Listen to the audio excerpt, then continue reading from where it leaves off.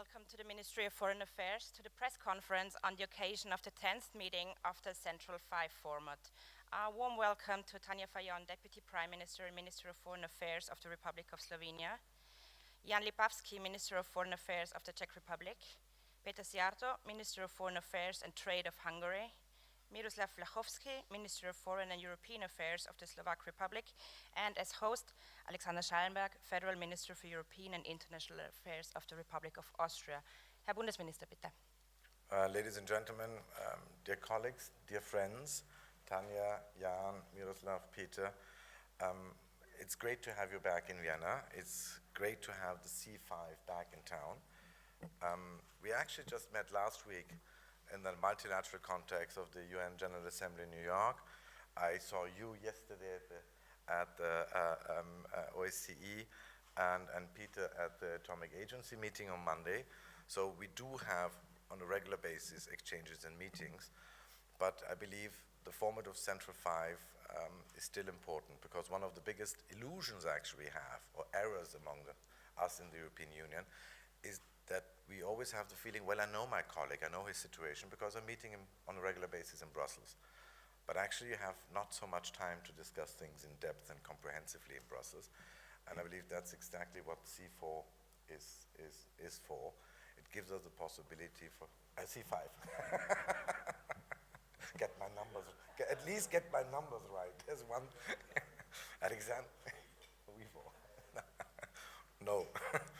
But I believe this is the 10th meeting we're having, and I believe that proves that the Central 5 have stood the test of time and have proven the worth, and we have seen again and again that neighborhood matters, that is important, and I have to say, for me, it's one of my political priorities.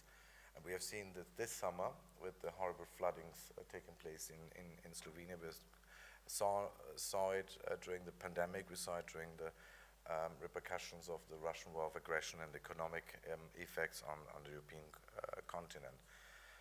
Well, ladies and gentlemen, these are definitely challenging times for foreign ministers, and sometimes you're feeling you're in a constant state of emergency.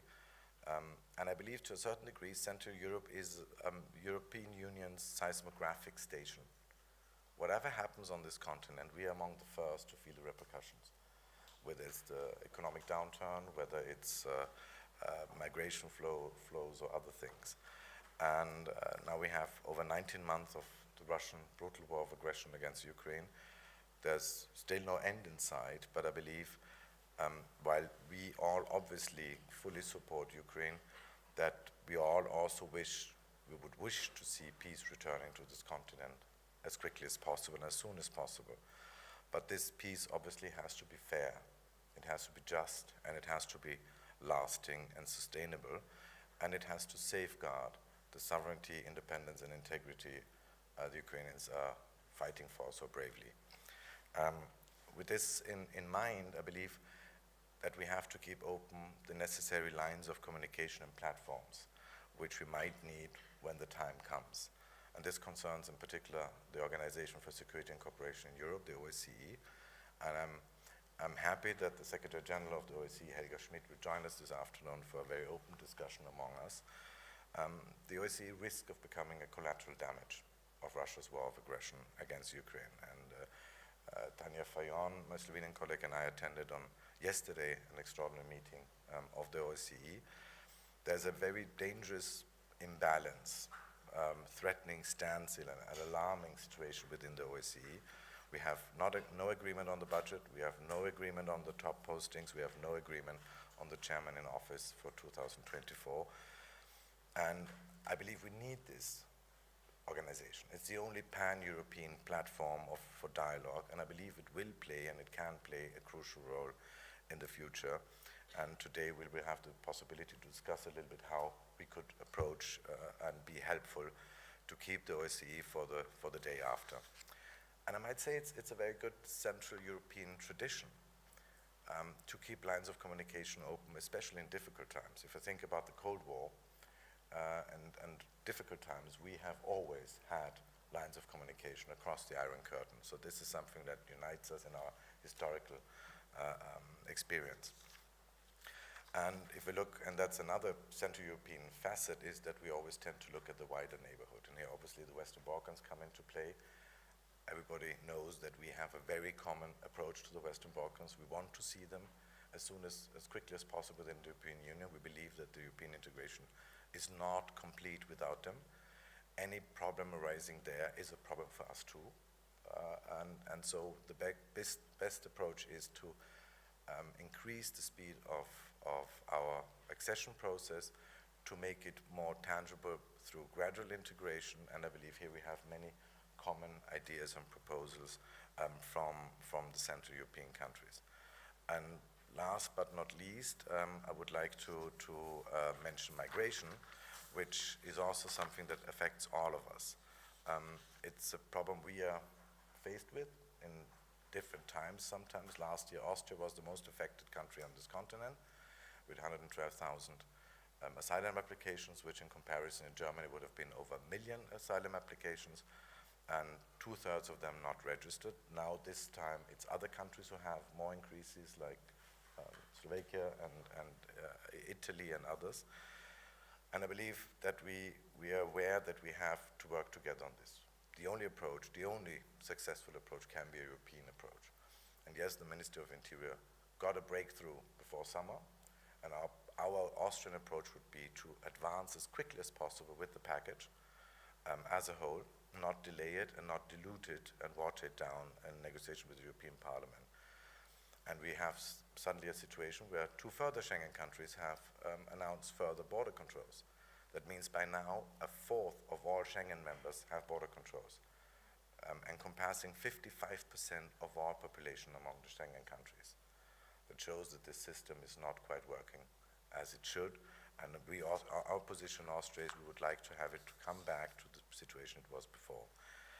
Thank you again for being here, and I'm looking forward to our discussions high above Vienna at the Koblenz after this press conference. Thank you.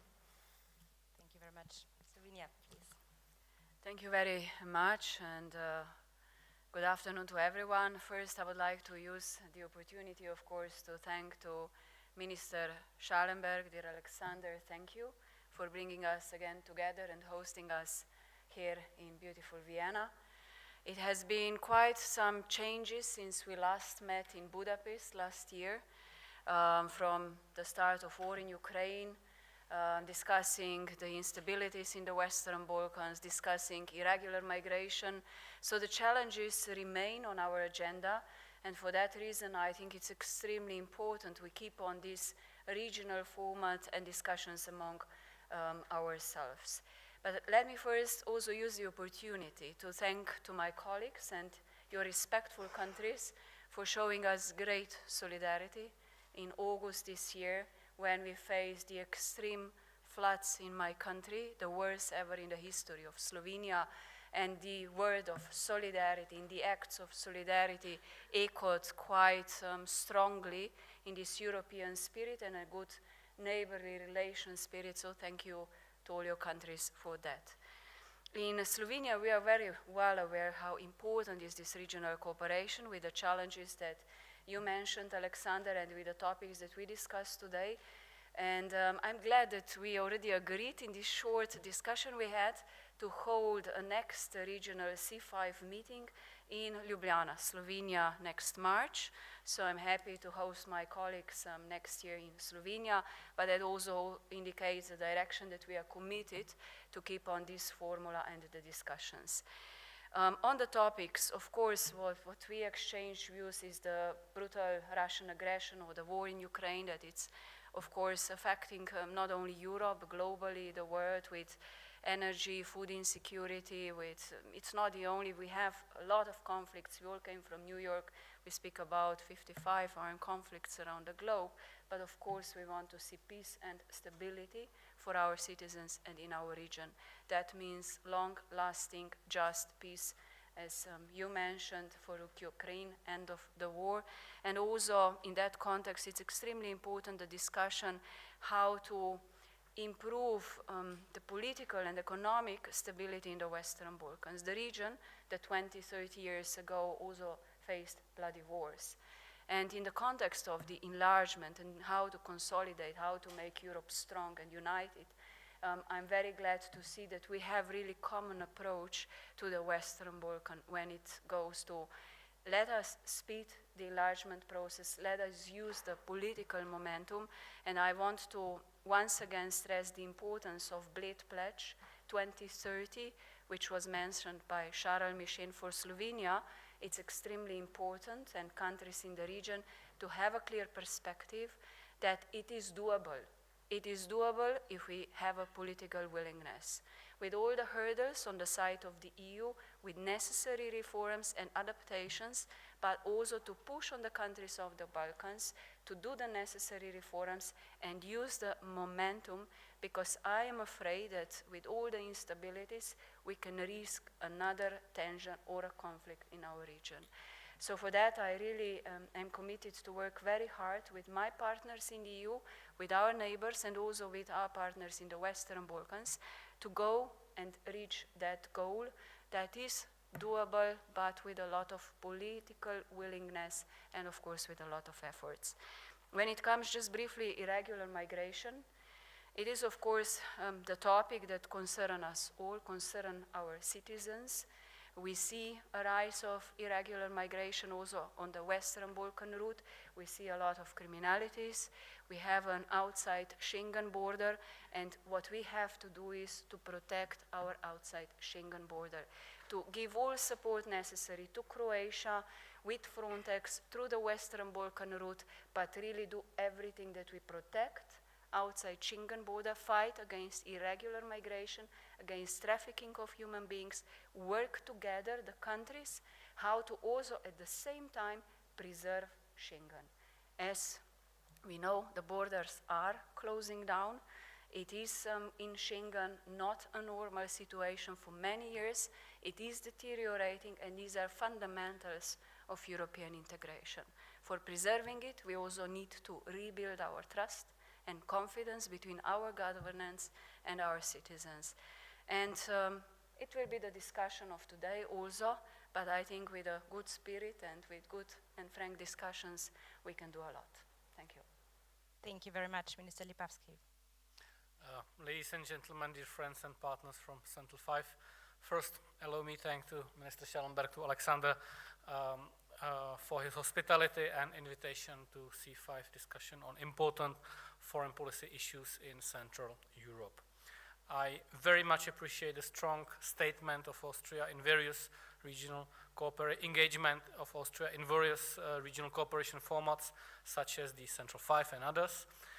It is thanks to my colleague Alexander that we are able to meet here and discuss our views on issues of utmost importance. I have to agree that one of the very pressing issues of today is the issue of irregular migration, and we are having very intensive and profound debates with the goal to protect Schengen and to cut down on irregular migration. Today we also focused our discussion on Russian war against Ukraine.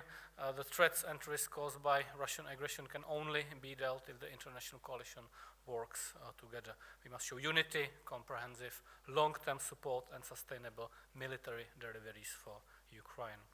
The Russian aggression has a huge impact on our energy security, and that is the reason why Czechia is working hard to get rid of dependency on Russia in energy as quick as possible. Also, the Russian aggression on Ukraine has changed the dynamics of the EU enlargement process as well. Czechia views EU integration of Ukraine as essential for all of us for Europe. We want to have a balanced approach to the EU enlargement policy in relation to both the Western Balkans and Eastern dimensions. And I have to say that the time has come for the EU to move forward faster with the enlargement agenda. So we must not let the Western Balkans feel like we have forgotten about them. We should together encourage the state of the Western Balkans to continue undertaking reforms to progress towards EU membership. Today we also we will meet Helga Schmidt, Secretary General of OSCE. I would like to emphasize that OSCE is one of the European security architectural pillars. Czechia very much appreciates the OSCE roles in protection of human rights and democratic values. Due to the current circumstances, changes will be necessary, but Czechia wants to preserve the OSCE toolbox in the politico-military dimension and the emphasis on human rights. Thank you very much. Thank you very much. Minister Szijjártó. Dear Alexander, thank you so much for inviting us, and we do remember your role as the godfather of this organization during the you can be a young godfather as well. Nothing forbids you that. Actually, when we first met in this format, we would never have thought that there would be an even more serious crisis than what has made this C5 to be established. But now the European Union is unfortunately faced with very serious security-related challenges, and unfortunately, Central Europe, given geography, is in the thick of action. We are being faced with the security challenges posed by the war from the east, and we are heavily faced with the security challenges posed by migration from the south. And it's very complicated. It's very complicated to address two such kind of challenges in the meantime. Especially it's very complicated if you don't get any kind of support. If you don't get any kind of support from the European Union, moreover, you don't get the funds which should be paid to you. The pressure of migration has been increasing, unfortunately, at our southern border, and there's a totally new situation created by the fact that the smugglers and/or the migrants are using weapons. They are now using automatic rifles. They are shooting at the Hungarian border guards. This is the reality. This is the situation at our southern border. And in the meantime, we have to listen to some of our Western European colleagues speaking about the necessity of a scheme of redistribution and relocation of the migrants. Now, such kind of statements are creating very serious pull factors. And such kind of statements and this kind of approach is increasing the pressure at our southern border. And such kind of statements are actually supporting the business scheme of the smugglers as well. So those who are supporting migration from the western part of Europe, I suggest to come and pay a visit to the southern border of Hungary. Come there and have a look at the situation, how our border guards are being shot at. And have a look at the situation, how unbearable the life of the people in the neighborhood of the border became, especially on the Serbian side, where there's a huge concentration of these very aggressive and violent people, how they make the life unbearable there. And if they could come to visit the southern border of ours, maybe that would prevent them from making other harmful statements. We are not able to solve the migration crisis unless it is being spoken very clearly that international law must be applied. What does international law say? It says that if someone is being forced to escape from his or her home, then he or she is entitled to stay on the territory of the first safe country. On the first safe country. And international law does not give the right to anyone to pick a country where he or she would like to live in, and in order to get there, just violate borders of dozens of countries. So, based on international law, those who are arriving to the southern border of ours, by definition, cannot be considered as refugees, because they are crossing territories of safe countries, sometimes even dozens. And if you cross territories of safe countries, you cannot be considered as a refugee. On the other hand, we have to make it very clear that violation of a border is a crime. As long as we consider violation of a border as a humanitarian act, we will not be able to protect us. Violation of a border is a crime, period, and has to be dealt with accordingly. So we do hope that in the future, everybody, including the ones the colleagues in Brussels and Berlin and others, will respect international law, and we hope that everybody will refrain from statements in the future which is increasing the pressure on our southern border, because it is us who have to deal with it, us Central Europeans. Thank you. Thank you very much, Minister Wlachovský. Thank you. Dear colleagues, friends, guests. First of all, I would like to thank Alexander for organizing this meeting. We had discussions since I took office that we should continue on C5, and he was so generous that he organized this meeting, even though I was not able during the summer due to time schedules of all of us. So I'm glad that we are meeting here in Vienna, and I totally subscribe to what my colleagues said, that we need to communicate in these times of crisis even more, and we should use all the platforms for communication, and C5 is a very good one. We discuss the ongoing Russian aggression in Ukraine, and Ukraine is high on our agenda. It was mentioned by a couple of my colleagues, and we in Slovakia will continue to provide all-round assistance and support to Ukraine. The migration issue is very strong, and it was a big topic in our debate. The current migratory situation in my country is rather challenging, and that's an understatement. It's really difficult, and due to our geographical position, our countries have become major transit points on the Western Balkan roads. And the number of illegal migrants registered in the first half of 2023 exceeded the total number for the entire year of 2022, which itself was the most intensive migration year since 2015 crisis. So I agree with my colleagues that the situation is of a critical importance.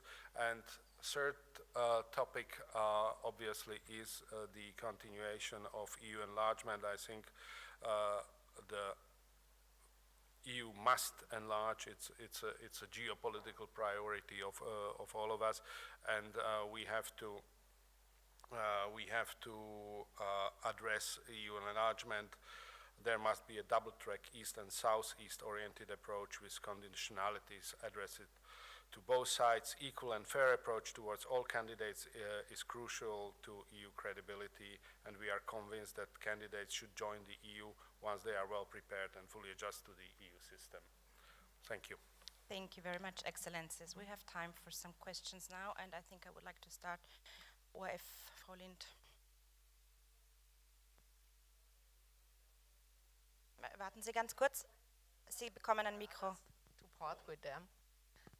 My first question is, Mr. Schallenberg and all the others, the war in Ukraine, the Russian aggression is weakening institutions as the OSZE.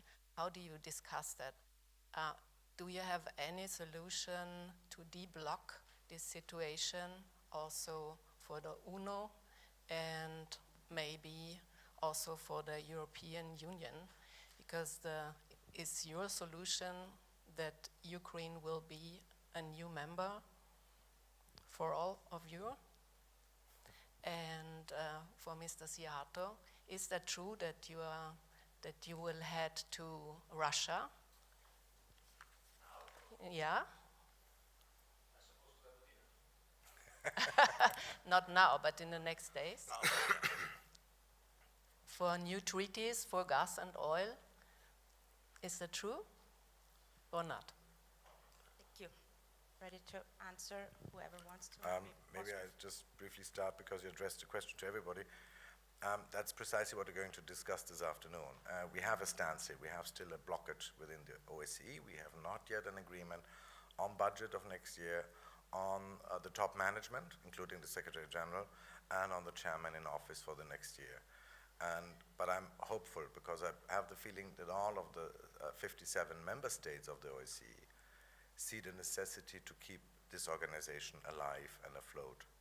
And we had this discussion yesterday, an extraordinary meeting called by Buya Osmani, our North Macedonian friend, who I have to say does a tremendous job in a very difficult situation. And I believe this is the only pan-European platform of dialogue. And it was never a club of like-minded. It was never an echo chamber where you only would listen to your own voices. It was always difficult. Since the beginning of 1975, it was created as a Helsinki process, to bridge actually the Iron Curtain between the Soviet Union and the Warsaw Pact countries and Western European and North American countries. And I believe this logic still applies today and will even apply more stronger in the future. You mentioned also UN. I mean, we had a discussion, all of us in New York, and we heard the Secretary General, we heard also the American President also calling for reform of the Security Council. So I believe there is more momentum now than in many years past on enlarging the Council and having maybe, I hope, a discussion on the veto. On EU, very briefly, I believe the EU has stood the test. Who would have thought on the 23rd of February last year that EU 27 member states will agree on 11 sanctions package, that we will stay united and strong and firm. And I believe this unity is our biggest asset. And yes, we're working sometimes behind closed doors to achieve it, but that's normal in a pluralistic organization that not everybody is from the start in the same opinion, but we always achieve results. And we should actually, as Europeans, be a little bit proud of what we have achieved in the last 19 months. Thank you. Long answer. Sorry. I think Minister Lipavský wanted to say, yeah. Okay, go. Yes. I will be very brief since I had a long intervention yesterday at the OSCE, but Slovenia strongly supports the organization as one of the oldest one, and it's very important that we ensure the strong leadership of the organization and strong budget. So we of course support all the efforts of the country that is presiding currently, North Macedonia, to find, how to make and ensure the strong leadership, whether it's Estonia, whether we find other agreement or rollover for the next year. But all that, it's extremely important for the organization that is one of the oldest that defends the democracy, solidarity, rule of law fundamentals. For that reason, Slovenia will do everything to find an agreement together. I'm looking forward to today's discussion with Helga Schmidt, but also to see how the best way forward can be. Also, knowing the fact that we have here the only organization that has open dialogue with Russia, many challenges for that reason, but I think it is also important in the light and perspective of the time after, hopefully, the war in Ukraine. Thank you very much. I would like to be very brief. 2 points on the issue of enlargement. We have to clearly say, and this is where all we agree, that the EU is a union of rule of law, and all conditions need to be met for any country to be member of the EU, and there are no shortcuts. So this is the principles on which the enlargement, when we debate on the eastern part of Europe or southern Europe, are still being part of the discussion. No shortcuts. And on OSCE, it was in 1977 in at that time communist Czechoslovakia, when the opposition figures wrote that very famous chart 77, and this chart was based on commitments which at that time communist Czechoslovakia totalitarian regime obliged to adhere in final Helsinki Act. And in the same situation, we can use that. Those values are still value. Those principles are right, and it's still to have it in Europe, because we need it. We need those institutional frameworks which work very well, monitoring elections, peace missions, etc. So monitoring missions. We need to do political work which is necessary to keep OSCE in place. Okay. On EU, I fully subscribe what Jan just said, and on OSCE, it's a complex organization of 56 participating states. I used to serve there as a diplomat in 2009, 2011. I have a pretty good idea what this organization is capable of, and how much was it blocked in the past, and how much it is more blocked than in the past. On the other hand, it is very useful organization still, and we have nothing better of similar kind. So we have to do our utmost to keep it alive. Thank you. Thank you. Minister Szijjártó. I had a meeting with Foreign Minister Lavrov last Friday in New York, because I agree with Alexander that the channels of communication must be kept open. If we give up these channels, then it means that we give up the hope for peace, and we definitely do not want to do that. And after our meeting with Minister Lavrov, I have announced publicly that I have accepted the invitation to take part on the this year's event of the Russian Energy Week, which means that my visit to Moscow will take place on the 13th of October, where I'm going to meet Deputy Prime Minister Novak, who is responsible for the energy issues, and we will take stock of our energy cooperation, but we do not need any kind of new treaties, because our ongoing contracts, be it the nuclear fuel delivery, be it the construction of the nuclear power plant, be it the gas delivery or the oil delivery, are working out. Sorry? From April. The last treaty was from April. Your gas and oil treaty. Sorry? Your last gas. Wir können auch Deutsch. Ja, können Sie natürlich. Ohne Mikro wird man Sie nicht verstehen. Sie haben einen großen Vertrag abgeschlossen im April für Gas- und Öllieferungen, weil Ungarn bezieht ja 80% seines Gas- und Rohöls aus Russland. We have signed the currently... Ich würde mich sehr freuen. Yeah, okay. Ja, es sind noch viele andere Fragen. So, just to finish my answer, because I was not successful in that. So, since we have the contracts regarding the oil deliveries, regarding the gas deliveries, and regarding the nuclear fuel deliveries in place for a long time, therefore we don't need any new treaties now. So, but we will take stock of the ongoing energy cooperation. That's it. Frau Karlweit, bitte. Thank you. Katrin Karlweit, Süddeutsche Zeitung. I have two questions. Minister Szijjártó, you're focusing on migration from the south and complaining about the solutions that Brussels is proposing. You're going to meet Lavrov again next week. Foreign Minister Lavrov, there's new findings that Russia is orchestrating migrants traveling from Russia via Belarus and Poland to Europe, thus trying to weaken Western unity in the migration question. Are you going to talk to Mr. Lavrov about probably stopping this way of sending migrants from the east? And another question to you, there's elections coming up soon. I heard that Bratislava is not very amused about Mr. Szijjártó meeting Mr. Fico on his campaign. Is that bilateral questions that you are going to discuss as well? Thank you. Did I understand correctly? You said I would be meeting Minister Lavrov next week? Okay, sorry. Okay, then I misunderstood some. Sorry. Well, when it comes to the migration, we are faced with this challenge from the south. So we have to deal with that. That's our problem. When it comes to migratory pressure from the east, if there's any orchestrated action to put migratory pressure on Europe from any direction, we heavily reject that. We heavily reject that, and we are heavily against. So this position of ours is known, I think, very widely by the Russians as well, and this position has not changed, and if there's a will, I can express this position anytime. And when it comes to meeting former Prime Minister Fico, you know, I'm so surprised about such kind of questions, because, I mean, if you as a foreign minister visit another country and a former Prime Minister would like to talk to you, would you reject that? For what reason? Those foreign ministers who are visiting me in Budapest, many of them are meeting opposition leaders, and I take it as natural. Thank you. I'm at your disposal.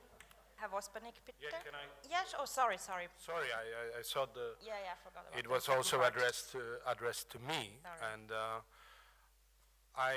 I want to say that the election times are very sensitive times in every country, and we hope that it will be understood. And I had a communication with Péter about it before.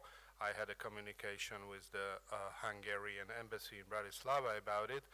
And I must say that my idea about how to keep the good bilateral relations and how to be not involved in a campaign in Slovakia just a couple of days before elections is a very different one. That's all. Now, Appa, bitte. Thank you very much. I have also a question for you, because probably, or in all likelihood, it will be the last appearance in this format for you. I would like to be blunt. Everything is possible, but I would like to be blunt. what do you say to the elections coming up on Saturday? Will Slovakia become the second Trojan horse of Vladimir Putin in Europe? And to you, Mr. Schallenberg, you spoke about the OSCE. We know that Austria is the host country of the OSCE. There's been a lot of speculations going on about that maybe Austria could take over the chairman in office function next year. When push comes to shove, what do you say to that? And is it true that Russia wants to meet you in order to make this a deal? You start with you. Okay. To answer your question, I don't know, maybe it's my last meeting, maybe not. What you said is that we have a very different trust in the Slovak people and their decision. I trust my people, and I believe that we will not become any Trojan horse of anyone. Thank you. I can be very brief. Austria is not a candidate, to be very clear, for the role of chairman of the OSCE next year. Estonia was the candidate, was twice vetoed by 2 member states of the OSCE, and we need consensus.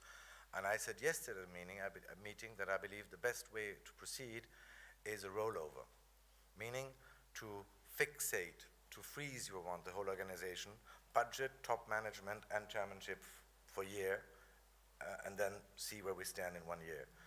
And I hope that that would be the compromise which would win the day at the end of the time. At the end of the day, we're not there yet. I know that some member states still have reserves, especially from the east. But again, Austria is not a candidate.